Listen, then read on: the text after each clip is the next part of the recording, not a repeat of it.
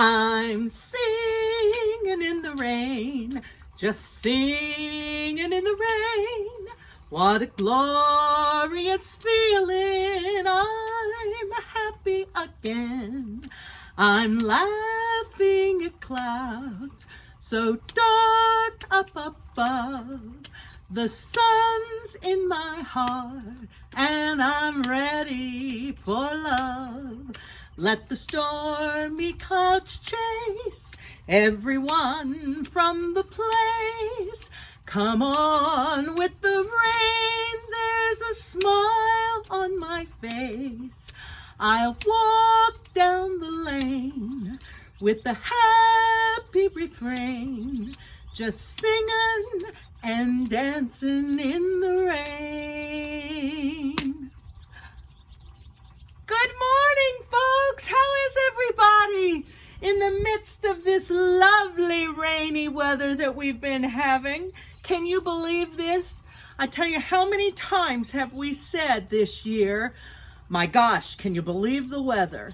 And here we are mid-May and it's raining. I guess that's not quite unusual, but it's a dreary day today. But we had some beautiful days last week. I know I got lots done. We got a new roof put on my house. I got some flowers planted out here. Cameraman Chuck is going to try to do a little zoom over to the flowers. Good job, Cameraman Chuck. You can come back now. Had a few days that the grandkids got to come over and we got to play at Gammy K's out in the yard, and that was a good thing. I still did not get my windows washed like I had hoped that I would get them washed, but what the heck. Maybe next week it'll be the week for that. But anyway, this was a fun way to start our little Kathy's Corner together here today. But I think we probably better head inside because though the rain is not coming from here, I'm getting kind of soaked on this back side. So I'll see you in just a minute. That's better. Although it has stopped raining outside now and the sun has come out, which is a wonderful thing. Anyway, I really wasn't finished singing. I wanted to come in and sit at the piano just a minute for you. Remember last week I told you you needed to look up a song that I was wanting to learn, an old Bing Crosby tune from 1951 called Painting the Clouds with Sunshine. Well, I decided that I was going to learn that this week.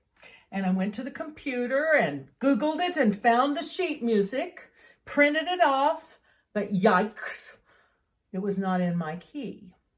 So I went outside my comfort zone and I sat down with my pencil and I tried to change the key to the song. That's what Robin usually does, so something else I'm missing him for. So I penciled it in. And now I'm actually going to sit here at the piano and chord along and try to sing it for you, which is another thing outside my comfort zone. Some of you probably didn't even know I played the piano. And I apologize ahead of time to Lucille Bush, who gave me piano lessons for 7 years. Anyway, this is a fun song. I hope you enjoy it. Don't mind my mistakes. Just listen to this great lyric, okay?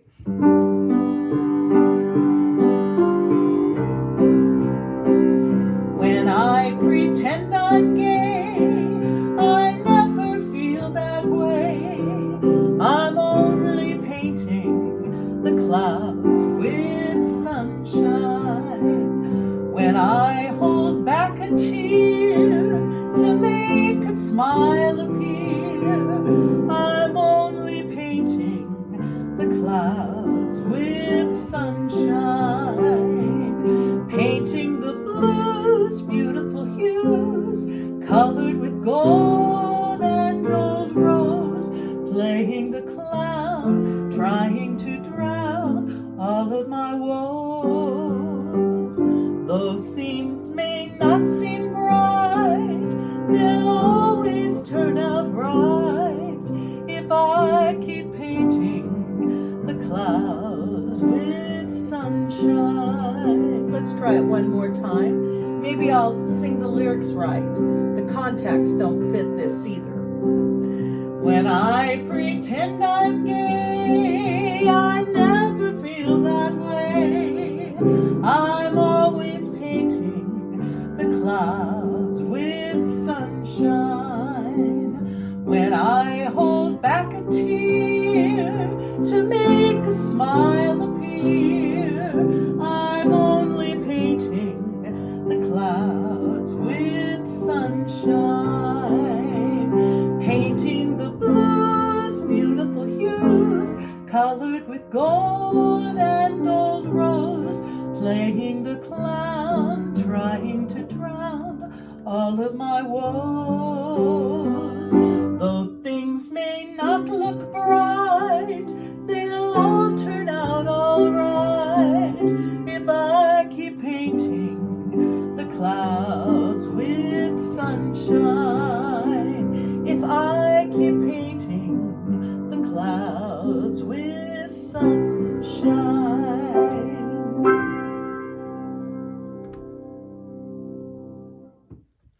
I do hope you enjoyed that song. I love the sentiment, painting the clouds with sunshine. You know, we all have clouds, and it just helps if we kind of paint them up, keep that smile. Anyway, well, it has clouded up even more, so I am here in my living room in my favorite chair. Great place that I like to start my day, and while Chuck is still in here with us, I'll ask him to take a little trip around the front room to show some of you folks where I live. You'll notice Chuck's blue chair over there right next to the window, so he can be sure and see who comes down the lane. Gives him a chance to jump up and put his clothes on if he's sitting there in his boxers in the evening too. And we're back to the front door where we were singing in the rain just a little bit earlier. So this is my nice, comfortable country home. We've lived here how long, Chuck?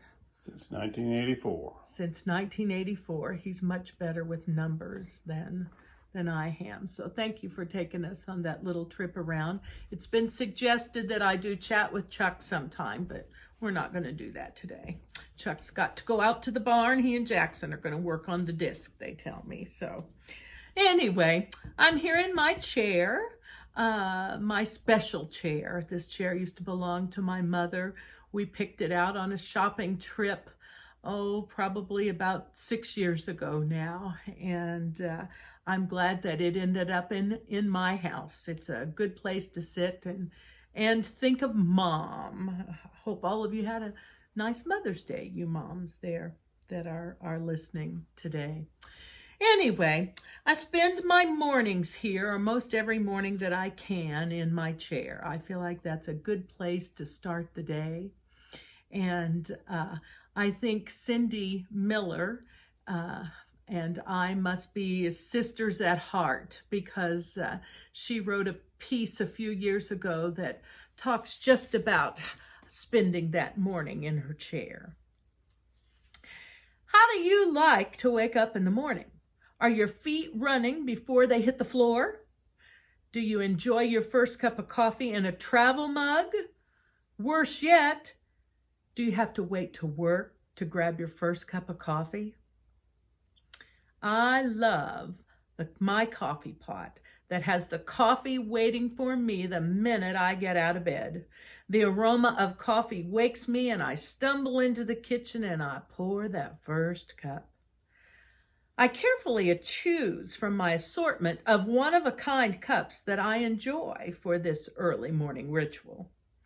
These cups have a special place in my day. One of the cups held a small plant for Secretary's Day. That plant now reaches almost to the floor from atop of a filing cabinet in its new pot. 3 angels, 2 with heads bowed in prayer, and 1 with a head bowed but with the eyes looking upward, adorns another cup. This cup reminds me of the friend that gave it to me. Louise was a lot like that open-eyed angel, interested in everything. I rescued a cute kitten cup from my daughter's garage sale. It was in the garage sale because it wasn't big enough to hold the hot chocolate that my daughter enjoys instead of coffee. It reminds me of how much money I had to spend for that cup the time I bought it for her many years ago. Some cups are souvenirs of specific trips or occasions, and choosing one of these cups is like revisiting a special place or a special time. The memories come along with the cup to join me for that first precious hour of each day. Once in a while, I pick up a new cup because I like the way it feels or looks in my hand. The cups that match my dishes are never chosen. These sit in the cabinet, neglected, awaiting company for dinner. The first hour of the day is mine and mine alone to do whatever I want, and I don't mean housework. No fixing lunches, no running the sweeper, no deciding what to wear. I guard this time carefully so nothing interferes. A soft recliner beckons me to start my day all curled up with my coffee, and I always agree. Some days the light by my chair is not turned on until after that first cup. As I sit there in the dark sipping my coffee, things come to mind that need attention. Things I have said or I shouldn't have said wander in and out of my thoughts. Sometimes I just listen. I hear the birds singing in the spring, the wind chimes on my front porch. Sometimes I snuggle with an Afghan and I listen to the howl of the winter wind. This quiet time allows me to get a perspective on life itself. After the first cup of coffee, I quickly grab a second cup and I reach for the puzzle section of the Indianapolis newspaper. A friend saves this section for me every day, since of course I only subscribe to the Shelbyville News. The cryptogram is always a joy, and then I move to the word jumble. No chores are competing for my attention. This time is mine. I also read the articles in the lifestyle section. The wonderful thing about the lifestyle section, my favorite section of the newspaper, is that you can read it at any time and the articles are still enjoyable. It matters little whether they were written last week or last year.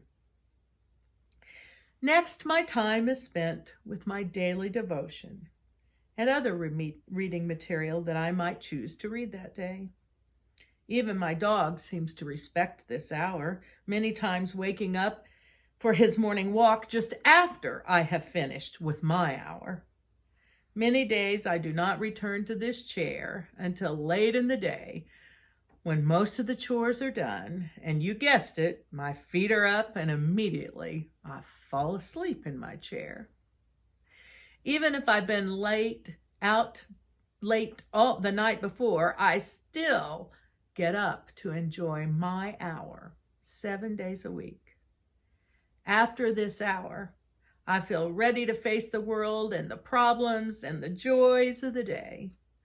I highly recommend this daily ritual to everyone, especially if you are surrounded the rest of the day by noise and or demands from others. Call me selfish, but I believe in having this time first, my time right off the top of the day. And then I'm ready for the world. Thanks, Cindy. I think many of us can relate to that feeling, having that quiet time to get everything settled and in order. And of course, most of us can relate to that first cup of coffee. I too like to smell that before I get out of bed. It just helps with the waking up a little bit. And when you told about the coffee cups, my goodness, could I relate to that?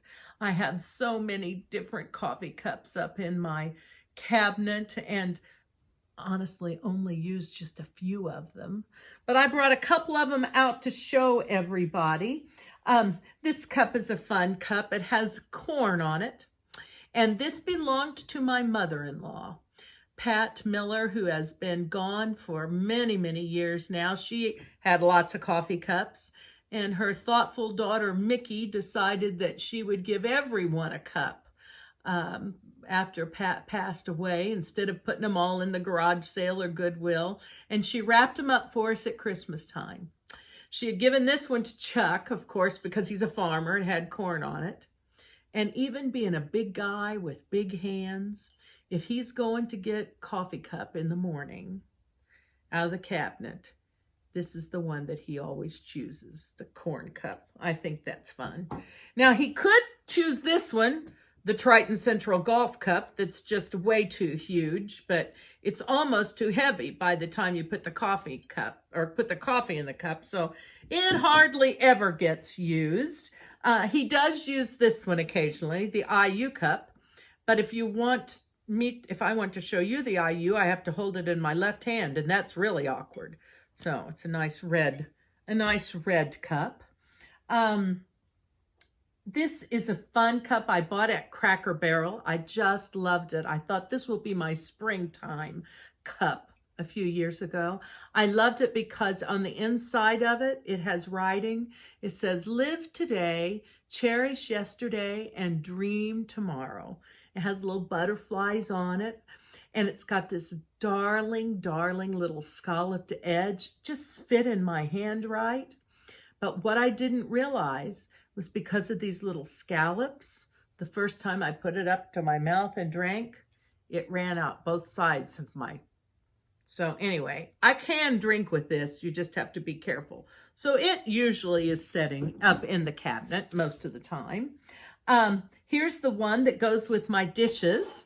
Mikasa Stone Manor Garden Bouquet, purchased for my wedding 44 years ago this August, from Depre's. Remember Depre's in Shelbyville, where everybody went to register? There's one of those memory cups that Cindy talked to us about. I'm going to stack these up over here, and I'm going to have a mess in a minute if I'm not careful. And this cup holds a special, special place. I have never drank out of it. It was made for me by Jackson. Years ago, he was in 3rd grade in Cheryl Brown's class. I'm hoping you can see this, and I'm holding it up. It's got a tractor on the front of it that he drew, and he gave it to 2012. That's how long ago. So that's my favorite memory cup, absolutely, for sure. And you will all get a laugh out of the cup that I use to drink coffee each morning. It's one that was given to Chuck this last year for Christmas, and it just fits my hand perfectly. It holds a cup and a half of coffee, so I don't have to get up for that second one so quickly. And it's just a silly cup. You're a great, great school bus driver. So special, so terrific. You're huge. All the others, a total disaster. Everyone agrees, believe me. And of course, that's the Donald on the front of that. So you're all laughing. Thank you. The Donald. Oh, the Donald. So the Donald and I have coffee in the morning. And that's a good thing too. Because when I get back to my guideposts and I get back to what I really spend time in my chair for, my Bible, and I've got inside my Bible my prayer list. And at the top of my prayer list each day is that man that is leading our country and all the people that are helping him do so. We need to always remember our country in our prayers, especially during this virus. And many of you have been on my list, my prayer list, throughout the years at different times. Some of them have turned into praises. I love that. Yes, I do. Names I've got stars by, like Nancy, she's a praise, and Jeannie, she's a praise, and Christina is a praise. It's good to be able to start putting those stars next to the names. Of course, Jeremy's at the top. His second chemo went off without a hitch, had a few little side effects like you do, but like he says, Mom, it just shows us that it's working. He's doing really, really good. I've got other names on that you'll recognize. Joyce is on here. We had a card shower for her last week. Bob, Rick. Oh, I just go through and I think of all of you.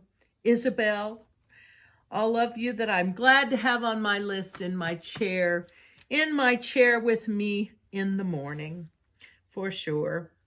Of course, Robin is still on the list. Robin Hopkins, my music person. He is still in rehab at Community North, but just really, really, or Community Rehab Hospital North, just really doing good, getting to eat again. He took 1,000 steps with his on his own without a walker this morning. So that's another praise that's on my list. And you know how important the music is in our lives and how hard it's been for him to learn his fingers to work again. And I have to tell you, I was quite surprised when day before yesterday, I had a little ding on my phone. And on that ding on my phone was a wonderful surprise that I want to share with you. Here we go. What does it matter? Rain comes your way. Rain bitter patters all day. The rain descending should not make you blue. A happy ending is waiting for you. And take your share of troubles and face them, don't complain. If you want the rainbow, you must have the rain. Happiness comes double after a little pain.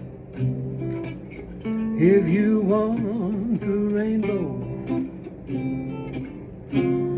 you must have the rain. What if your love affair should break up, as they sometimes will, when you kiss and you make up? Oh boy, what a thrill. Sadness turns to gladness. Showers are not in vain. If you want the rainbow, you must have the rain.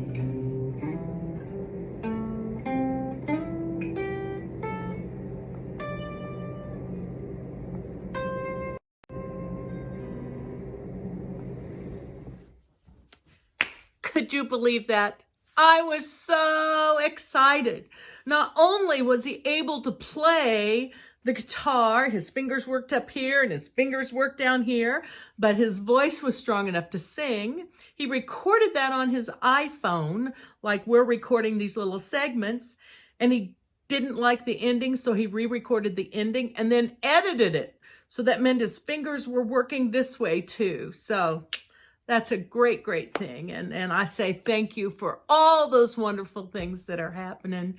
I think this slowdown for the last 3 months has just made me be able to look around and see how many miraculous things happen every day. I think things that we just kind of take for granted, and I know the slowdown has really helped me for that. So I'm very, very grateful that. I'm grateful for all of you that wrote me last week and told me how you enjoyed our little Kathy's Corner. And I didn't have anybody write me with any song suggestions. I didn't have anybody write me with any ideas, but I had several of you write me. So thank you. Thank you so much for doing that. So anyway, we're going to move on and we're going to do something that I promised we would do each week.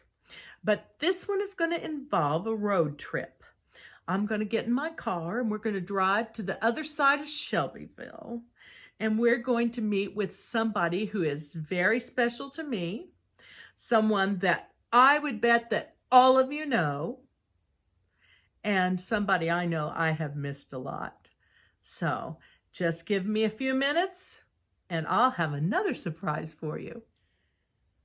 Hi, folks. I told you I was going to the other side of Shelbyville and I was going to surprise you. And look who's here.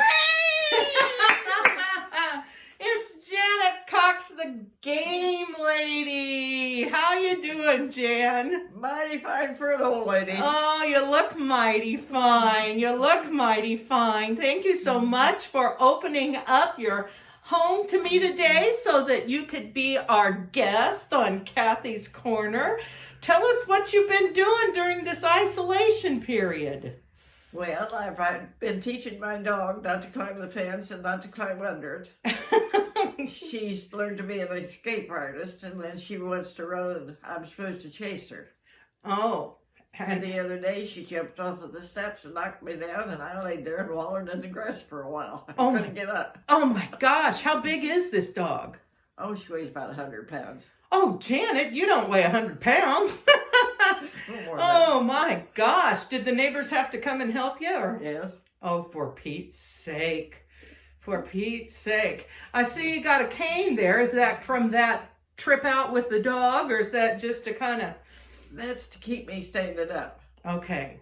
The right leg is weak, and you step on it sometimes, and it doesn't hold you. Yeah, right before we ever got into this big virus shutdown, you were having some back trouble, and it went down into your leg, and then they decided you had a blood clot, and then you couldn't go to the doctor forever, and so how's that all going now? Is it getting a little bit better? Yes, Rita's taking care of that. Rita? Yeah. Do we know a Rita? Rita Steffi. Oops, okay. The chiropractor in town. The chiropractor. Okay, we're giving a commercial here for Rita. You tell her she can pay us for that later. Okay. I'll tell her. But you're finding some success with that treatment? Yes. Wonderful. She got the hip bone back in place. And it was so funny. She moves her bed up somehow, elevates it, and then she drops it. When you hit the bottom way, it'll pop back in. That's the way it did. Oh, you could feel it popping back in? Oh, yeah. Oh, my gosh. Did that hurt? No. Good.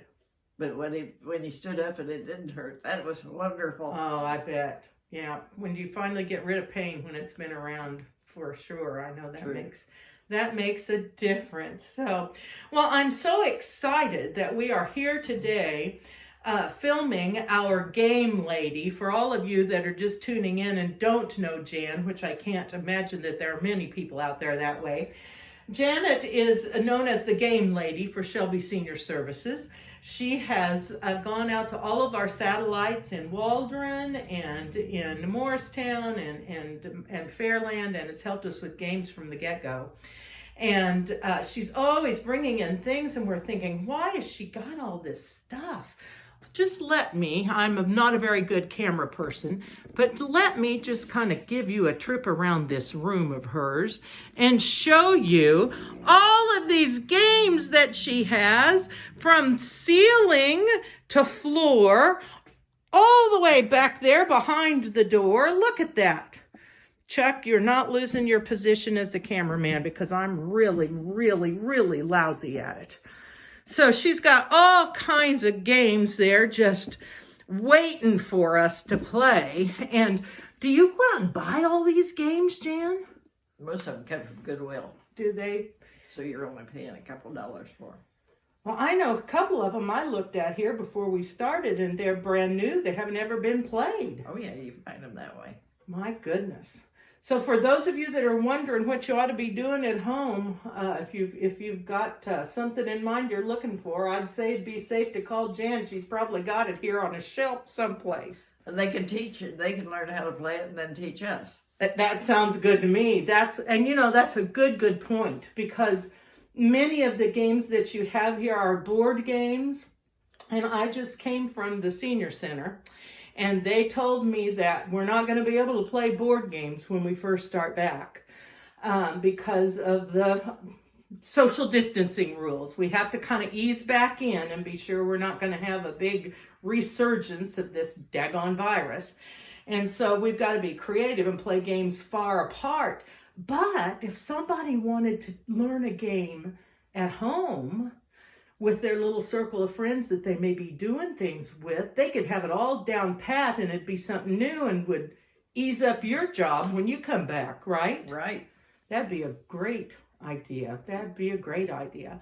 Well, there are some games that we can play, though, from a distance. Yes. For darn sure.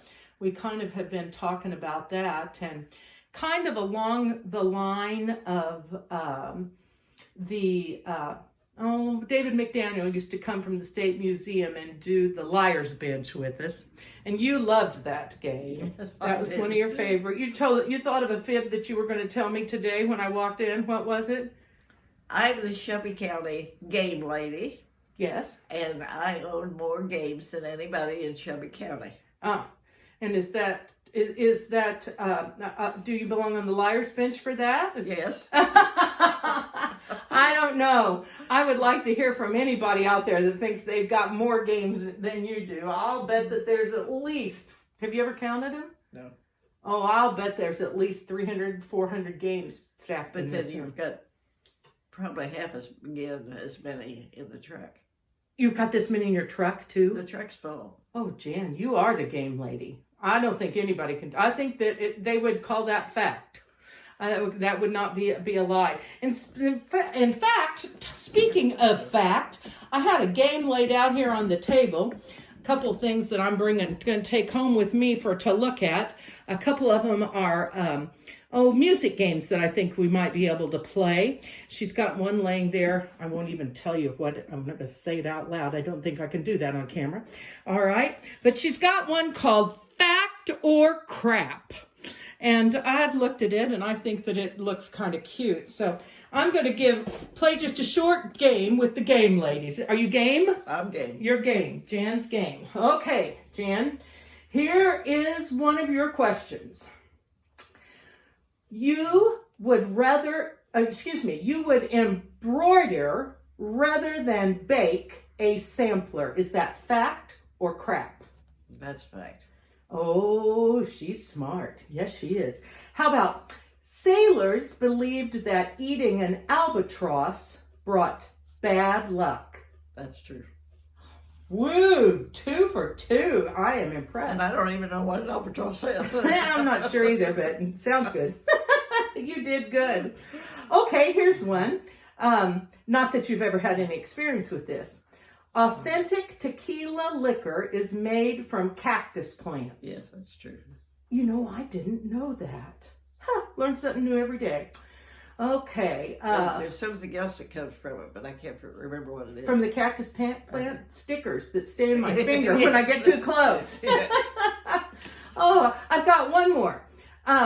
Margaret Thatcher was born in an apartment above her father's grocery shop. Fact or crap? That's true. Honest? Yes, it is. And you knew that? Yes, I did. One smart game lady there, I'm telling you. I didn't know that either. So I've learned 2 things today. I love it. I love it. And I think probably the thing I can say I've learned the most is how much I have enjoyed this little visit with you. I know that everybody else is going to be so glad to see your smiling face. Do you have any words of wisdom you want to give anybody before we sign off? Yes, get your fanny out and come to help us get our senior citizen to go on a whole hog. That's right. As soon as we get the get-go word from the people upstairs, we will, and we'll have a good time. And no matter how it looks, we'll have games some right, Jan? Yeah, we'll have Battleship because we can play that at a distance. Okay, see, she's got her wheels a-spinning. So you guys get your wheels a-spinning, and you all come and see Jan the first time we just get the word that we're opening them back up, okay? In the meantime, tell them bye, Jan. Goodbye. Good luck. Oh, Jan, it was so good to see you. Thank you for inviting us to come into your game room and for talking with us and entertaining us a bit. You are quite an entertaining gal. And you've done so much to help the senior services throughout the years, and especially us satellites, Fairland and Waldron and Morristown. You have helped all of us gals with the games from the beginning, and we just couldn't do it without you. Glad that you are feeling better, and hope that you continue to mend and just be perking along and back to play games when we can come back together and play games again. So anyway, thanks again. And I'm not quite sure who the special guest will be next week, but I'll have some. Yes, I will. One thing I'd like to do is talk about our card shower recipient for this week. This week, I would like for us to do a card shower for Isabel Huber. Get your pencils and you can write this down. Isabel Huber is the gal that sits behind my desk at Fairland and always is helping take money. She wears a hat. She's a quiet gal. A lot of times doesn't have much to say. Sits there and watches the door for me. Has always been a helper. Well, right when this virus all started, Isabel moved to Walker Place. And it's hard when you move away from home and you have to adjust, especially under the situation of the isolation and the quarantine that's happened in all of these healthcare places. So brighten Isabel's day. Send her a thinking of you card. What does Isabel love? Isabel loves John Deere tractors. And she loves flowers, and she's a neat lady. Let's brighten Isabel's week.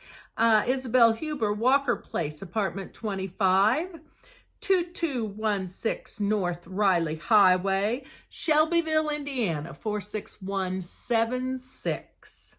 So be sure and send Isabel a card, and let's shower her with our love this week. Many of you that attend at Fairland have known that for the past, since last October, we've been praying for a little special girl. Her name is Sarah Taylor. Sarah's mother, Kim, was the marketing director at McKay Manor in Shelbyville. And Kim would come out and she would bring food for us. The chef came with her one time and brought a big spread for us. And the special thing about Kim was she would just pop in. I wouldn't know that she was coming. And she always would pop in at lunch with the sole purpose of just being an extra set of hands for me. And that was always so important. She didn't want to have time to talk. She didn't want to give out a bunch of stuff. She just wanted to be there and help. And she's a special, gracious lady. And I enjoyed Kim so much. We had dinner together, or lunch together, at McKay Manor back in October, and we were just chatting away, and everything seemed fine, and I'll see you. And then the following week, her boss called me and said, Kathy, I just wanted to tell you that Kim is not with us anymore. And I said, what happened? And she said, well, she has had to quit her job because her daughter, Sarah, 14 years old, has cancer, and she's staying home to take care of Sarah. Anyway, that was last October. And Sarah was diagnosed with a bone cancer. We prayed for her in our senior center. Sarah's family is the most faithful family I have ever met. From the very beginning of this journey, Kim, through her tears, gave credit to God for the ability to totally heal her, regardless of what the doctors were saying, regardless of what the prognosis was for this kind of cancer. And she and her 14-year-old daughter and the rest of their family have been on this cancer journey since then. In January, I believe, they told us that Sarah was going to have her arm amputated if they could get the cancer under control. What a horrible choice. What a horrible thought. And Mother Kim kept saying, I'm just praying that God heals that bone, that he shows these doctors what his stuff can do. And by golly, with God's help and the medicine that we have today, Sarah avoided having that arm amputated. She had her bone removed and a new bone put in place. She will hopefully have full use of that whole arm as if nothing happened.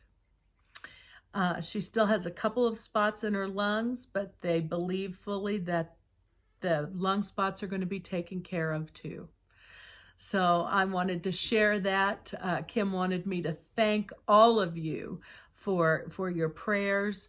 There was a collection that was taken up at the senior center. The last time that we met for Euchre, we took up a collection and sent some to her family because Mom's not been able to work, and she's very gracious for all of that and wanted me to thank you. But I've just been so inspired by her story, by Sarah's story, by this miraculous thing that is happening again. And so right now I want to share a special video with you that they shared with me. This is Mom Kim singing and Sarah, the young girl, and their worship pastor at their church. Watch at the end of this as Sarah raises that arm. See what a struggle it is, but just watch the faith that that young lady shows as she is worshiping her Savior.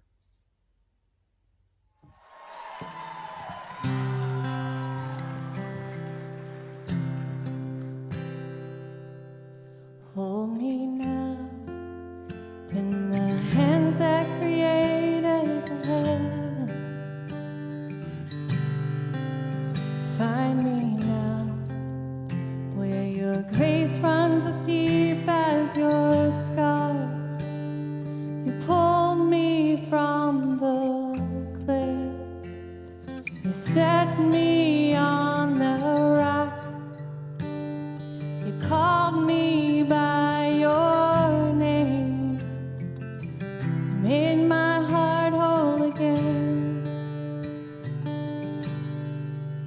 Lifted up, and my knees know it's all for your glory. That I might stand with more reasons to sing than to fear. You pulled me from the clay. You set me on a rock. You called me by your name, made my heart whole again. So here I stand, high in surrender. I need you now. Hold my heart now and forever. My soul cries out. Once I was broken, but you love my whole heart through. Sin has no hold on me, 'cause your grace holds me now. And that grace holds the ground where the grave did. All my shame remains left for dead in your way. You crashed those age-old gates. You left no stone unturned. You stepped out of that grave, shouldered me all the way. So here I stand, high in surrender. I need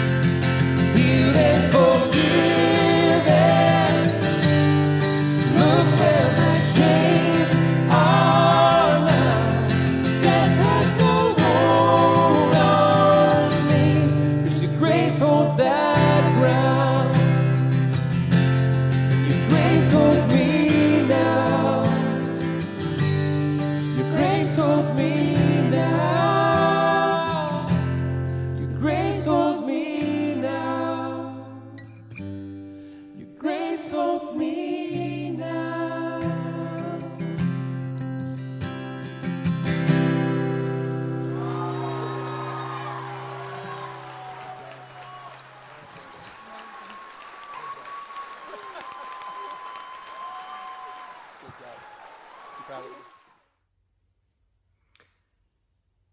Wow. That's all I can say every time I watch that is wow. What a faith. What a miracle. And to think that that recording was made 3 days prior to the scheduled amputation of Sarah's arm. They sang that together at a worship service with their worship minister on a Saturday night. And when Sarah went to the hospital on Monday, the x-rays showed that the arm did not need to be amputated. I still get chills when I think about it. So, anyway, but I hope you found that to be inspirational. I hope that that can give you smiles and hope and faith and for whatever you might be going through. Whatever you might be going through. Whatever dark clouds may be around, I kind of polish them up a little bit. There's sun there. There sure is. So I'll be back to see you again next week with Kathy's Corner. Y'all have a wonderful, blessed week. Bye.